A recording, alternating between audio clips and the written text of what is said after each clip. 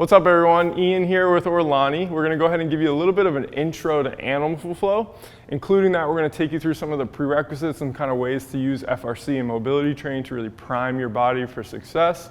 And then we're going to go over some good questions with Orlani. So let's start off with what is animal flow? Okay, great question. So animal flow is a ground-based movement, basically used to enhance your body awareness. So a lot of people, you work out in a sagittal plane constantly, and your body's not really aware of the whole spectrum of movement that you have through space.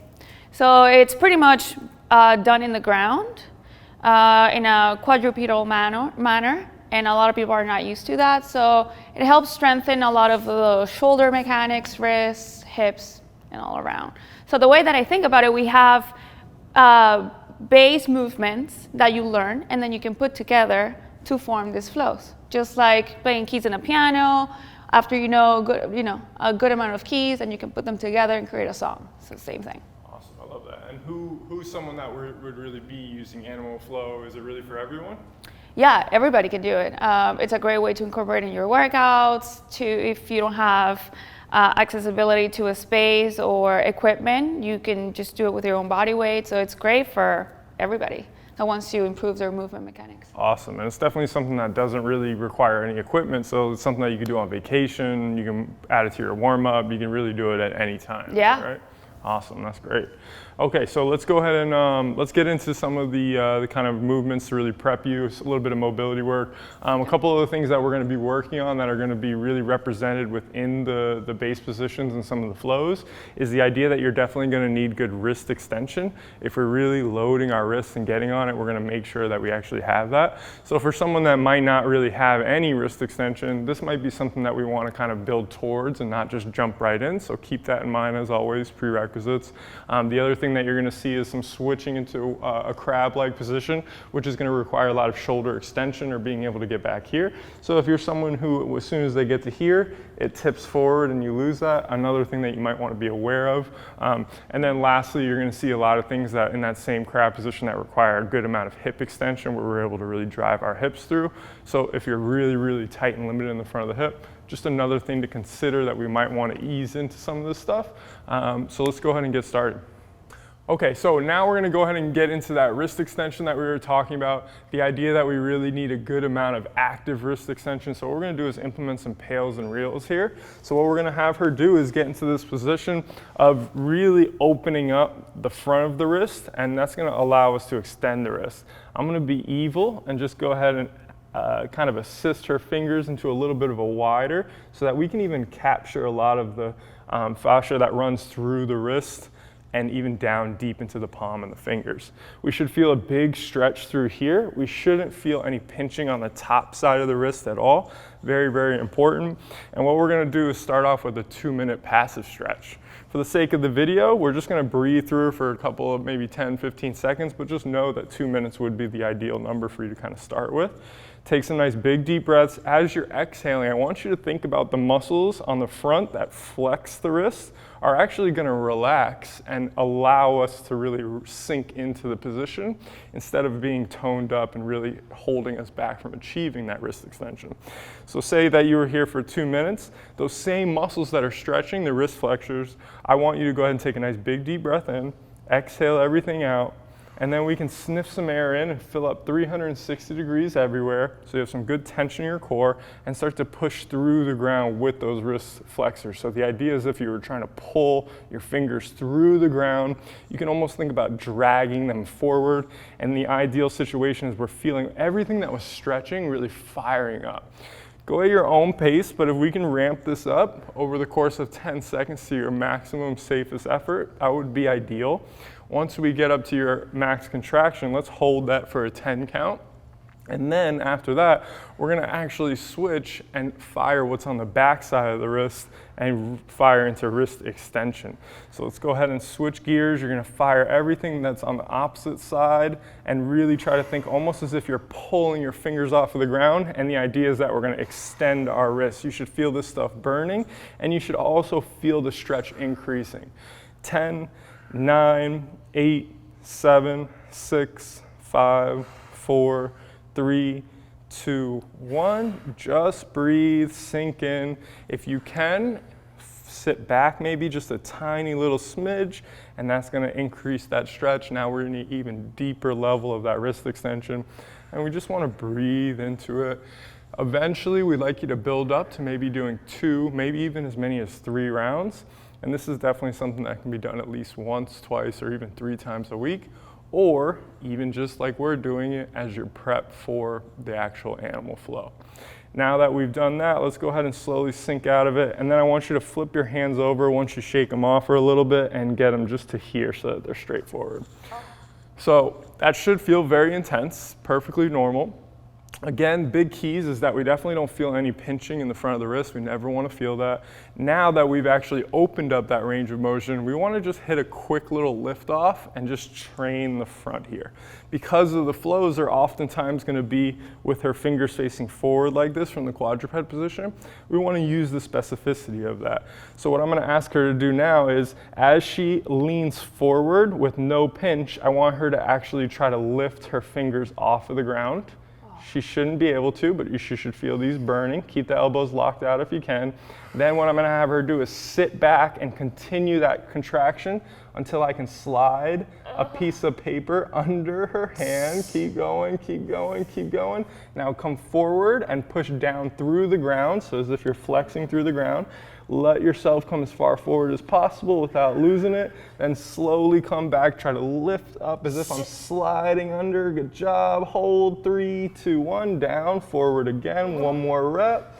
Pushing down through the ground, flexing. Now start to lift the fingers off as you lean back. Lean back as far as you can to lift up. 3, 2, 1, and relax, and we're done with the wrist. Your wrist should be adequately prepped for this. Know that nothing crazy happened right now. It's only one input, but over time, this should become easier and easier. And then the idea that when you do your wrist cars and other movements, you should have a little bit more freedom there. So let's go ahead and move on to the next prerequisite. All right, so next moving into our shoulder extension. So we're talking about being in that position of the crab and some of the other switches. We don't want you to have to fall all the way forward and let everything come forward. We need to be able to really open up our chest and get into that good shoulder extension position. We're gonna actually use stick mobility as an assistance here so we can do both at the same time. Know that if you didn't have the stick, you could totally have a dowel, a broom, or we could just have nothing in our hands and they'll be separate. Probably going to end up losing some range of motion without the stick because when they're separate, you won't be able to get them as high. That's perfectly okay though. Just go at your own pace. So we're going to have her kneeling. You could be standing as well. I want her to take that good big deep breath. We're going to exhale the ribs down and in as if I was karate chopping her here. Now she's going to fill up, sniff air in every direction. And all I want her to do is try to lift as far back as we can into that shoulder extension. Good. And as she comes up, we're just monitoring, make sure everything stays nice and tight. She's going to get as far as she can, and then she'll just slowly come back down to her butt. You're going to go ahead and do 5 reps for me. As we're doing this, what we're really prepping is you should feel triceps. It's perfectly fine to squeeze your shoulder blades together in the back there, but try to get as much out of the shoulder as well too. So we do want that to go back as far as possible before we just start squeezing the shoulder blades, but let those things work together. You should really feel this tricep squeezing. It should feel like you want to lift up your rib cage and lose that tension in the front line, but we're not going to let it happen. You might have your head come forward a little bit. That's not the end of the world, especially because your head's probably going to be forward a little bit in the other position, but just monitor it in terms of any big changes. So the whole entire upper back and triceps should be going a little bit wild here. And then what we're going to do from there is after you get maybe 5 to 10 reps, no magic number. Let's have you do one more. Now I'm going to ask her to try to see if she can continually push up into my hand here, and I'm going to ask her to bend her elbows and just touch her butt with the stick. So she's constantly keeping her shoulder extension as much as she can, and then she straightens all the way out, locks out the arms, feels that good squeeze. That's 1. We're going to go ahead and get 2 more, so we'll just get 3 reps, constantly trying to drive up the whole entire time. Beautiful. 2. Last 1. Drive through it. And for fun, let's hold here. We're going to hold a little 10 count on our last rep. Just because I want to be evil, we'll go ahead and extend the wrist for 3 reps. 1, keep that shoulder extension, bring the wrist back to neutral, and 1 more or 2 more. Good, extend. Again, 1 more, extend, and then slowly come down, relax. So that's how we're gonna prep the wrist, the shoulder, and really engage our core so that it carries over to these movements. Next up, we're working on hip extension. We're going to use our classic lunge position, getting after some more pails and rails to really expand range of motion. What we should feel is a stretch in the front of our hip. So we'll go ahead and go into that same ideal 2 minutes of passive stretching. We're going to get some good, big, deep breaths. Even though it's called passive stretching, we're really having a real high intent here, where we're almost tucking in and really even getting some good tension in our core so that we feel the elongation of the front of the right hip. So your hip flexors, maybe a little bit of your quad. In terms of your back foot, it can be plantar flex or dorsiflex. Your big toe can be down, or it can just be flat on the ground. Whatever works, they're both okay. So what we want to think about here in this front foot is finding our arch and thinking about squeezing it and pulling it back so that we engage this front hamstring. When that happens, we should actually almost feel also as if this right hip is coming forward and around. So it's as if you're pulling this hip into the socket and then rotating this around. And that might also give you a little bit of a different stretch and a little bit of a different tension. Ultimately, we want you to find out where you're restricted in the front of the hip, in that general area, and then find the greatest line of tension so that we can work on your individual hip. Say she was here for 2 minutes. We also have the stick here. This is not a balancing act. Even if I was not on camera right now, she'd have 2 sticks, or we'd even just be holding onto a pole so she's as stable as possible. Remember, when we're increasing range of motion, stability should be there. We don't need to balance. So we're gonna go big deep breath in, exhale everything out, get as tight as you can in there. Sniff air in, fill up every single little part of that Coke can and that cylinder. Then she's gonna think about if I'm standing in front of her, or she can use her stick, she's gonna think about pulling her right knee forward or dragging it through the ground. It shouldn't move because the ground is there. And what she should feel is the muscles stretching should be firing up. So she'd almost feel like she's gonna knee someone in the face with that right knee. As she does that, exactly what is stretching should slowly ramp up tension. We're gonna build up to the safest, strongest contraction you can get to, and then we're gonna hold that for 10 seconds. After that, we're gonna transition into hip extension. So essentially we start with the front of the hip, and then we transition to the back side of the hip. It's really important that we don't lose this angle right here. So 3, 2, 1, pelvis stays where it is, squeeze your right butt cheek.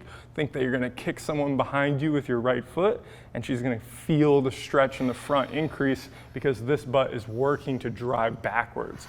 Continue holding that for 10, 9, 8, 7, 6, 5, 4, 3, 2, 1, and sink in, just breathe. She's gonna hold here for 3 breaths, and then we can get out of it. For this one, we're only gonna show you one side just to keep the video short, but just know you can rewind it and go right to that left side. We should be doing both sides so that we're nice and even, and that way everything's fired up.